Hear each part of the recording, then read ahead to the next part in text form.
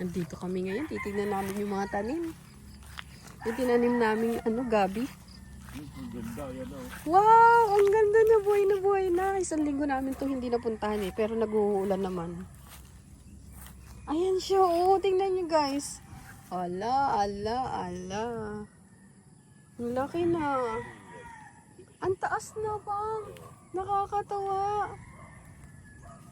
Ayan, nalagyan namin siya ng balag. Maano yan sa may pader. Ulo ka, pang! Tingnan mo siya! Ito pa isa, kailangan natin dito. Dito ka, bebe, dito ka. Yan, dyan ka. Yan o. Katabi niya yung puno ng kamyas. Sabi sa'yo, rambutan yun eh. Ayan o. Ito o. Ito.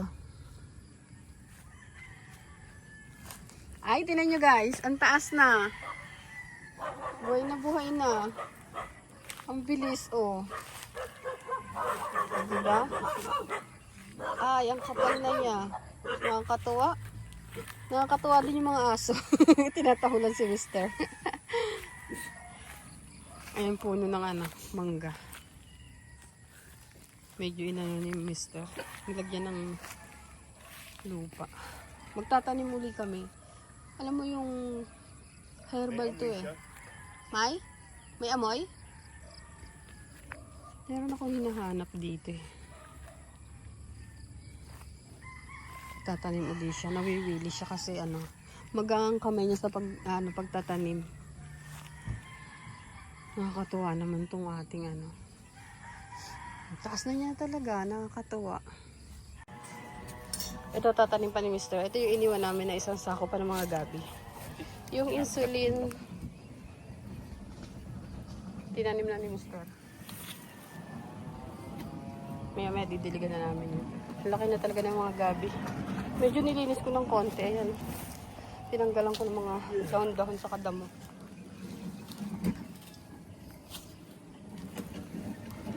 Busy si nanay yun. Ube, ayaw mo na. Yung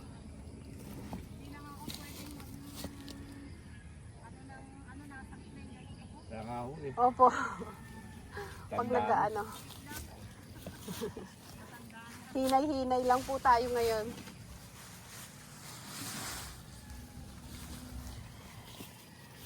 Itatanim ni Mister.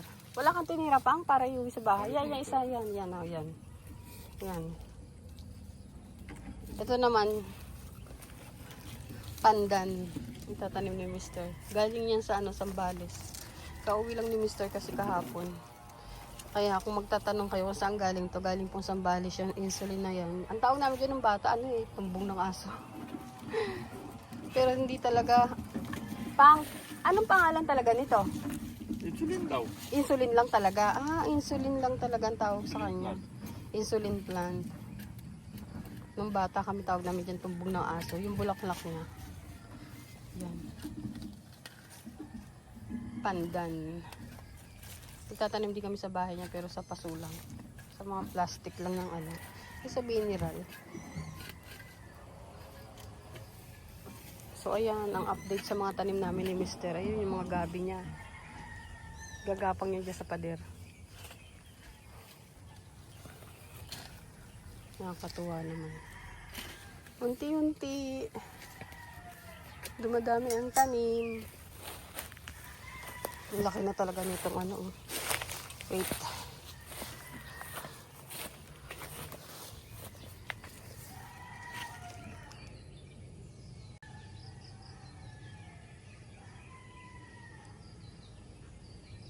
Sipag ni Mister. Laki na ng gabi.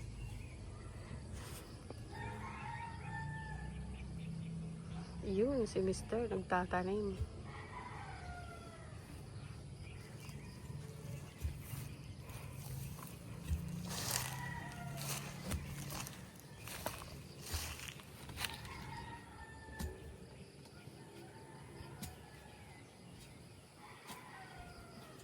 Buti na may gloves si Mister. May dala siya. Ako wala eh. Sakit sa kamay. Nagkakalkal ako ng mga mga damo-damo konti. Yan Kung makikita nyo, medyo malinis-linis na yung dulo. Sipag-sipagan.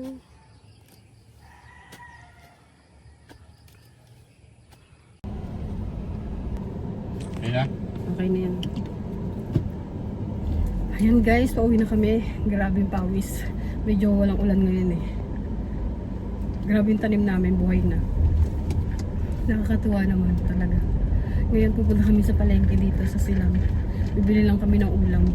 Panluto sa bahay. Ano oras pa lang ba? 9:30. Taman-taman to pag uwi sa bahay. Gutom much. Nag-alusal kami ni Mr. Kape tsaka tinapay lang kanina. Grabe nakakatuwa. Ang taas-taas na nung ano, yung parang baging siya ng ube. Ang tawag dito yung sibol niya. Nakakatuwa naman. Tinitinang ko yung mga polo dito. Pag-match. Saan tayo dadaan? Dito? Diyan. Saan ba? Ah, hindi ko alam. Ah, dito. Oo. Na makialam na naman. Saan mo tayo dadaan? Pupunta nga pala kami ng palengke. May alam ka na naman eh. Pakailang mera ako. Basta nagdadrive si Mr. Grabe yung pause ko natulo. Basta nagdadrive si Mr. Namamakialam ako. Bah, hindi basta lang pasahero ako ah. Buti nga ano yan, namamakialam ako. Eh kung hindi ko siya pinakailaman, hindi wala akong pakialam sa kanya. Para siya sa buhay mag-drive. Kung saan lang pumunta dun lang.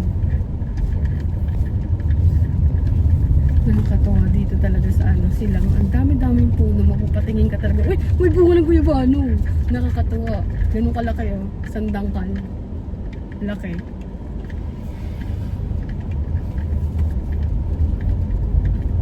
Pagod much sa pagtatalim. Bumungkalin mo ng gano'n yun. Ang sakit sa kamay. Wala akong guantes. Si Mr. lang may guantes. Ay, ang ano.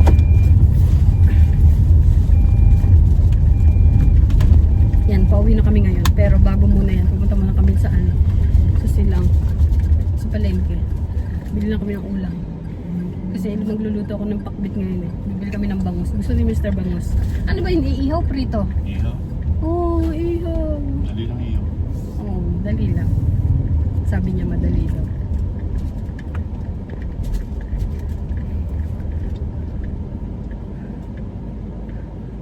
Ah, papasok siya doon. Ano?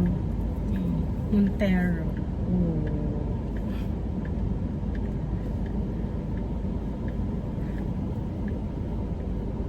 Grabe pa ka. May towel nga pala.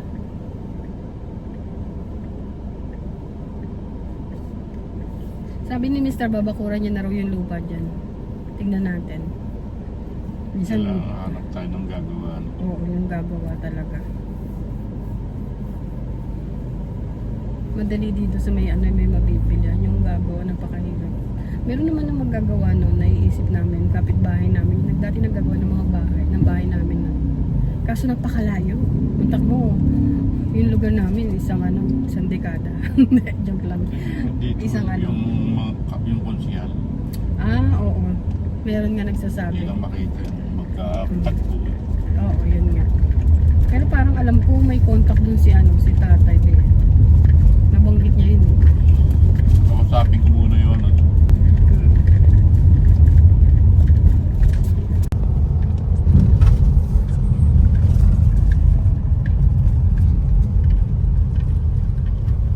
The best ang gulay mamaya. Nakanlaka, dami na naman makakain ito. Sabi ko diet eh, pero feeling ko sarap kumain mamaya.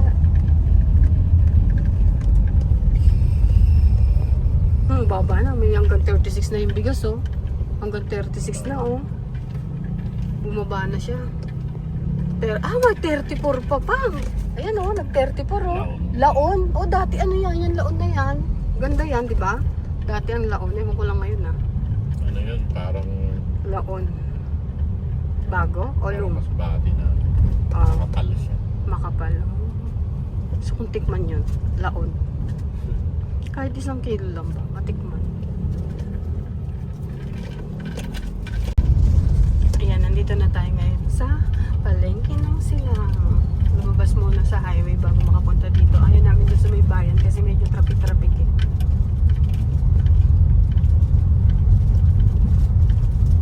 Ayan yung yung sinasabi ko sa'yo, yung yung magnolia, yan, yung magnolia na Ito yan. yung bakante na yan. Oo, yan. Pero, meron ditong dalawa, dyan.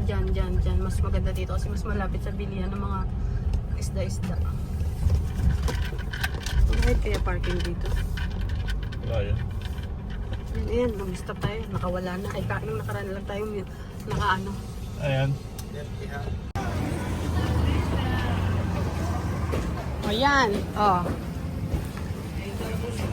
Picture natin. Yan, maganda yung pwesto na yan. Oo. Wala dito, oh. Nandiyan dyan sa kabila, meron. Ayan, sa kabila. Ay, ayun yung sinasabi ko sa'yo na dalawang magkadikit. Yan, dalawang yan. Oo, yan. Tira mo, nag-itlog siya.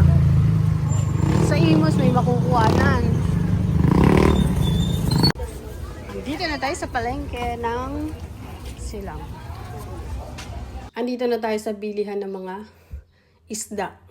Hipon. Yan. Bumili ako niyan kasi ilalagay ko yan sa labong. Igagata ko yung labong. Alam niyo ba yung labong na yon? Galing pa yon sa Sambales. Request ko kay Mister kasi dun sa mga pinsan niya, maraming tanim na kawayan. Tag-ulan. Basta tag-ulan, sumisibol madalas, mas marami ang labong. Paborito ko yan ng bata ako. Bili kami ng baboy. Ang ganda, mura lang. Kuya, ba't ano to? Pang ano yan? Pangalan, lechong kawali, Wow. baboy, Ulo? pangihaw, opo. Piski po, piski. Ayos, ang sarap ito. Ang ganda, oh. Mukhang mapapadaan ulit tayo dito. Ah.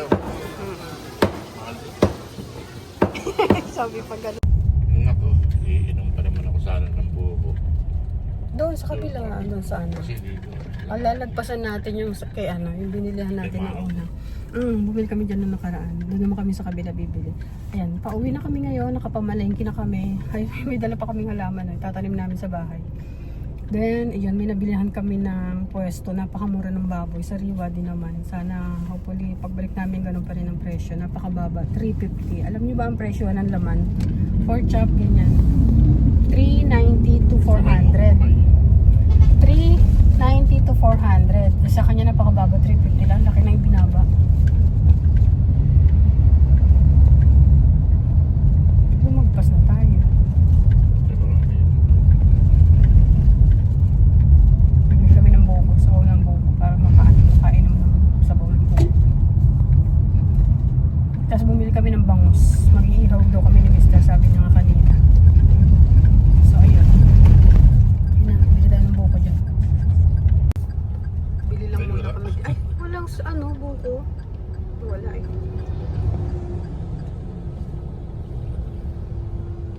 Sumpi niya? Pinya, lumagpas na tayo. Ano papaya? Ay, ganda naman po. Ay, hindi. Bukado. Ano? Atras mo, Parang may bili tayo pinya. ng pinya. Yung ano? Papaya. Parang